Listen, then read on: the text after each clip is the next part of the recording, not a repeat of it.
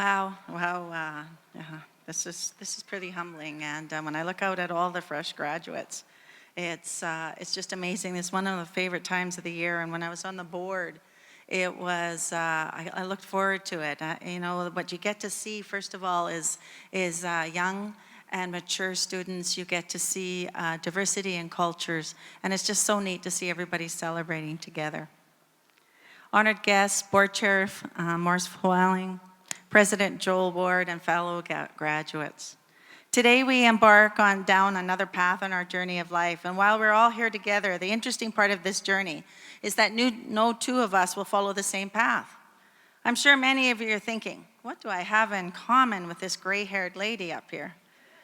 Well, I don't blame you for that, but rather I envy you of the vast opportunities that have been presented to you today. The commonality that we share, though, is we have the opportunity to have an education. The value we can share is that what we do with that education. When I started on my post-secondary journey, I entered as most do, thinking that I would get a good paying job, contribute to the family finances, my husband may disagree with that, and have an easier lifestyle than my parents. All good motivation, and I did accomplish that.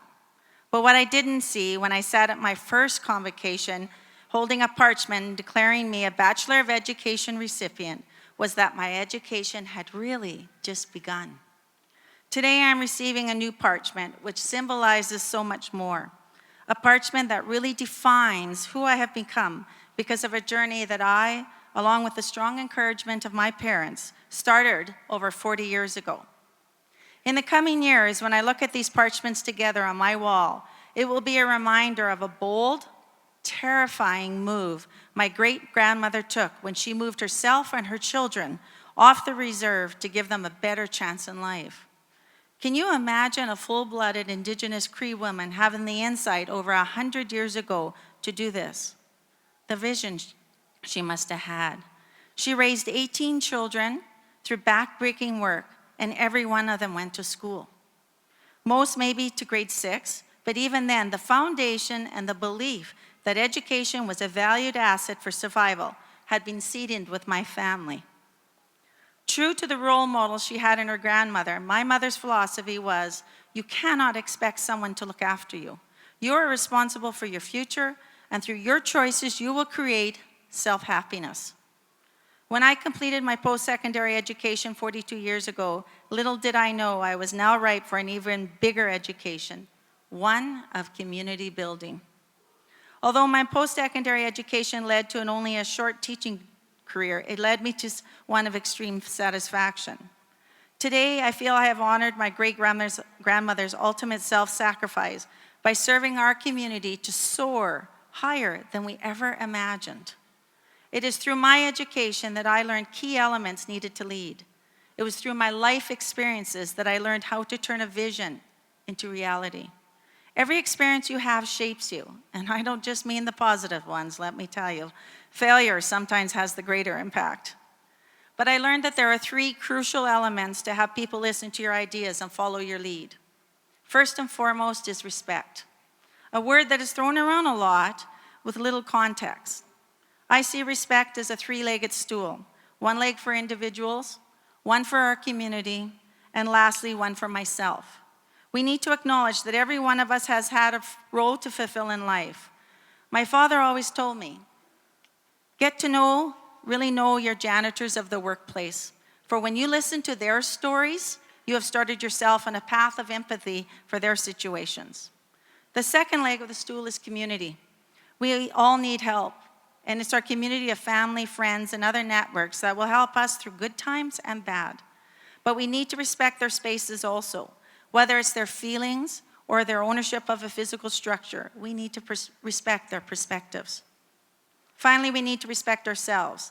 One thing I've learned through this journey of life between parchments is that your integrity, self-respect, and character is what will be your defining moments in your life. It is as simple as not cheating on a golf score to returning a lost item, and as complicated as finding a compromise when you really don't want to. In every situation, I ask myself, will I feel good about the decision I made?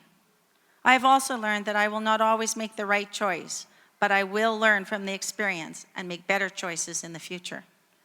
Second, a leader needs trust. Ever wonder about that word trust? It is about so much more than me. It is the word us that's in the middle of the word. Trust is so important. Your trust in others, their trust in you. That's what makes us, the us part of trust, so important. Trust is an equation. It may start with me, but it requires honest and transparent engagement and collaboration with others to succeed. A concept starts with me, it takes us to make it happen, and we complete it together. It's built over time. It's completing what you say you do. It's working alongside of others. My motto has always been, never ask of anyone what you wouldn't do yourself, and always find a time to demonstrate that. The last characteristic I feel a leader needs to always travel with is the use of acknowledgement. And this is huge. We need to acknowledge when others have made individual contributions. We need to acknowledge a group effort, and we need to acknowledge it well. My biggest surprise is always when I get asked, how do I accomplish what I have accomplished in the community? Why is this a surprise?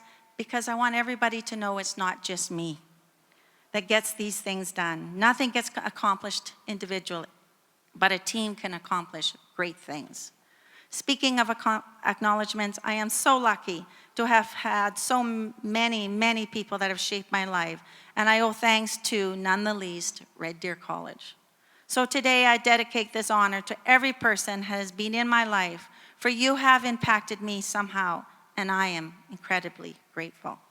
Graduates, as you embark on your journey today, I challenge you to build your three-legged stool for a foundation of respect, grow trust in all your relationships, and never miss the opportunity to acknowledge others. When you think of your 2019 convocation, I truly hope that the thought of community crosses your mind. A healthy community comes from the diversity of ideas, and it is the unity of all that makes it work.